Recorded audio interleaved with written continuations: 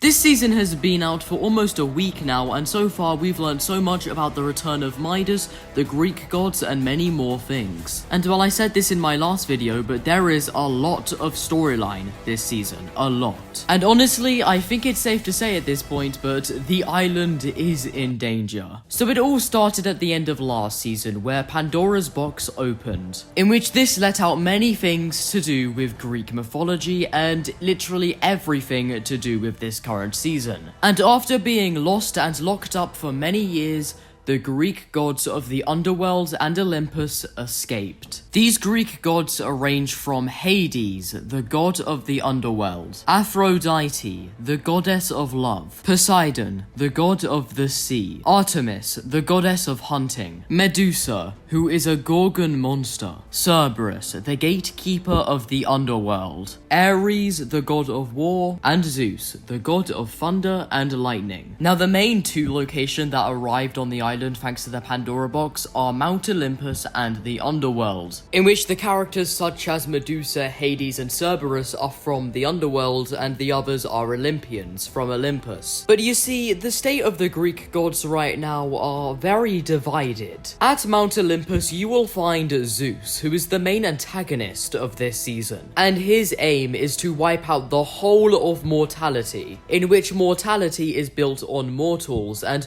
mortals are people who have to die, like, they're not immortal, no, they die out. And the people who are immortal, who live forever, are literally all the Greek gods that were recently added to the island. Now, all of these Greek immortals are built up into a group called the Pantheon, which is a faction ruled by Zeus, and literally every member is in this season's battle pass. Also including Ares, but excluding Medusa. And this is because Medusa isn't really a god and she is on our side. But yeah, Zeus formed the group of the Pantheon so they could all work together to end mortality, and that the immortals can just live in peace and rule the world. But within the Pantheon, there's quite a bit of drama that happens. You see, Hades and Cerberus don't really care about the Pantheon. Like, sure, the underworld hate mortals and they're up for working with Zeus, but like, Hades just doesn't really care at the same time, and like,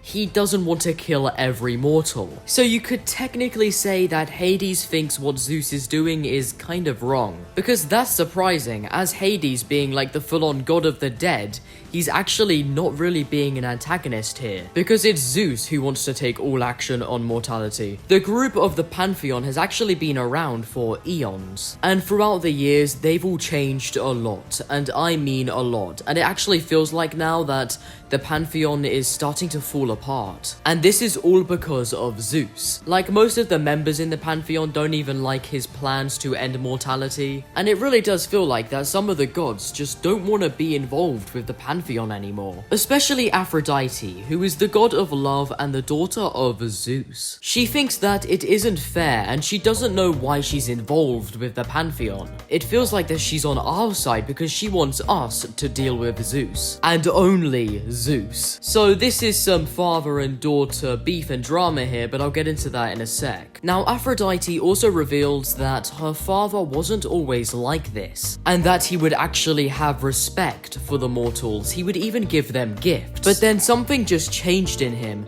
and that he's grown more distant with mortals ever since. And Aphrodite has tried to keep some peace within the mortals and Zeus, but as of now, this is failing. But now his wrath is fully upon us and we won't be able to survive it. So we are doomed. But before I get more into that, I just want to talk a bit more about the Pantheon. As well, you see, it's going to be very hard for them just to all break up. All the way back in December, we were revealed the codename for this season, which is Iena, in which Iena means family. But at first, we were all confused about it, but now we understand now. You see, the whole of the Pantheon are family. Zeus's brothers are Hades and Poseidon, who, as we know, are members of the Pantheon. Zeus also does have other brothers in Greek mythology, but they're not relevant to Fortnite's storyline. And while Zeus had a lot of children, and his children were Ares, Aphrodite, and Artemis. He did also have a few other children as well, for example, Athena and Apollo, and they're actually expected to come to Fortnite later this season. But yeah, build up, Zeus,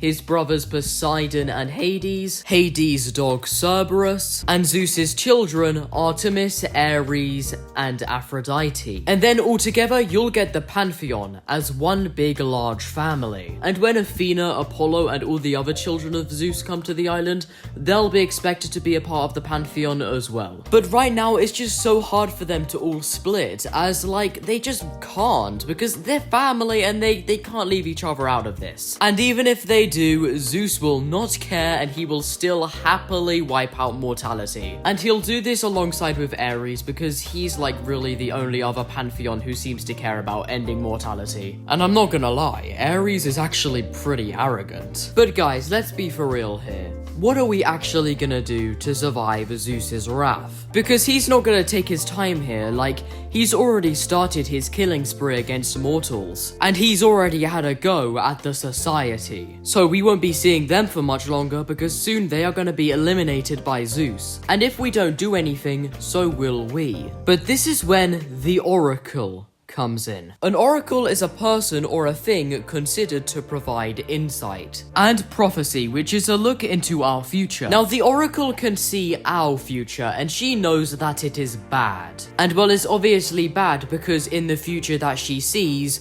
literally Zeus will take over mortality, every mortal will die, and it will just be in the Pantheon left. So the oracle is actually helping us. She is giving us tasks and advice to help stop the Pantheon. Well, more specifically, Zeus. And currently, as of now, we are doing trials for the Oracle to prove that we are worthy. Also, thanks to the Oracle, we actually made contact with 2 members of the Pantheon. The first one was Hades, and well, he's pretty surprised that we are mortal kind's hero. And Hades wanted to see whether we were powerful enough, so he told us to go fight his dog, Cerberus. In which obviously we did that, but then we had to contact Ares, who is probably the most aggressive out of the whole Pantheon family, as obviously he is the god of war and a Zeus lover. And not gonna lie, for some reason he's really arrogant to us, like he doesn't believe that we're actually gonna, because basically we have to like damage him a little bit just to prove that we are like worthy and powerful, and he doesn't believe we're gonna do that. So he kind of just shames us, but in the end we do damage him, so shame on him. Now, the rest of the Pantheon saw us fight, and well, we are stronger than they thought. And when other members are willing to face us and talk to us, the Oracle will let us know. But till then, the Oracle will keep us fighting and training until we actually form a plan to take down the Pantheon. Also, a main faction that was introduced last season is still relevant to do with this season, and I'm talking about the Underground. They're still on the island, and well, their leader, Hope, is now in the Grand Glacier. And fortunately for the Underground, they don't have to deal with the society anymore, as they've practically been annihilated by the Greek gods. And in a loading screen, you can literally see Zeus fighting society members. And also, you all remember Oscar, the tiger member of the society? Well, he's been hunted down by Artemis, so he's most likely dead. And same goes for the rest of the society. It's over for them. They thought they were the most powerful, but obviously they weren't. And I've already said this, but Zeus dealing with the society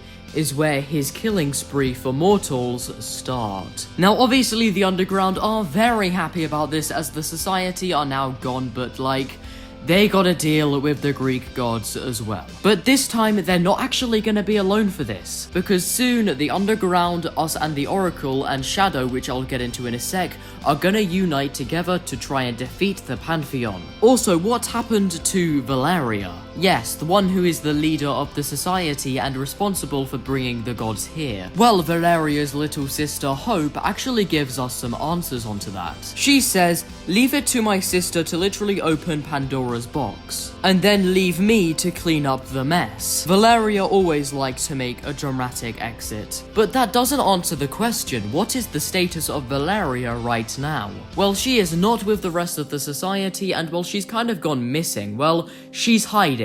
We don't know where she is, but I think she's still alive. Either way though, the Underground are gonna assist us in helping to defeat the Pantheon and the rest of the Greek gods. And then that will will all lead on to be like an apocalyptic season, but I'll talk about that in another video. Now, what about Midas? Like, obviously everyone knows at this point that he's now sort of back. Well, he's still a prisoner in the underworld, but soon he will be making his escape. But right now, he is chained up by Hades, which this is actually damaging and suppressing his power. Now, ever since he went missing, Marigold has been trying to find him. And after her speculations of him being in the underworld, she called up Midas's old agency group and Midas's daughter, Jules. And all of them together form a group to find out where Midas has been and what he's been up to. Now, the reason why Midas is in the underworld is because, remember, in Midas's Revenge, he messed around with the shadows, in which in Fortnite storyline terms, this is against the law and it is very dangerous. So of course Hades picked onto this,